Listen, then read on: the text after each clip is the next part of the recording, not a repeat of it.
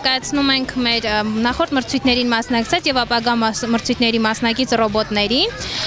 Ներկայացված կլինեն ակամբ փնտրող 2 ռոբոտներ, որոնք պետք է հողի տակ պահված ականները գտնեն եւ սարքեն էլեկտրոնային քարտեզ։ Ունեն գծին հետևող ռոբոտներ, որոնք սպիտակ դաշտի վրա գծված սև գծերի ուղղությամբ պետք է շարժվեն, լաբիրինթոսը անցնեն ու հետ վերադառնան դեպի սկզբնակետ անցած ամենակարճ ճանապարհով։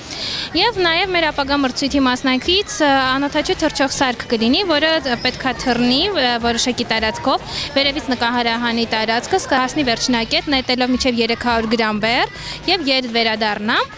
Ամեն ինչը on-line ցուցադրելով մրցույթային էկրանների վրա։ Ու ինչպես նաև մենք 2009-ից նոր պրոյեկտ ունենք,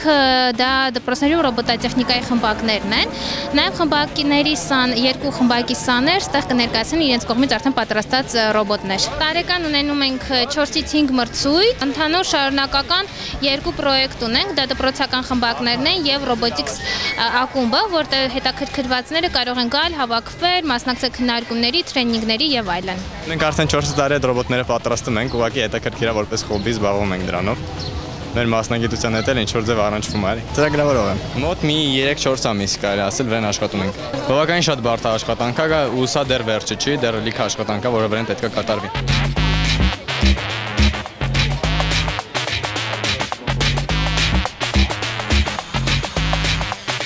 Թռիչքային ժամանակը մոտավորապես 15 րոպե է,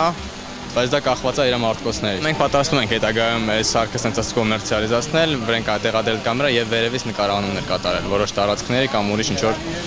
միջոցառումների։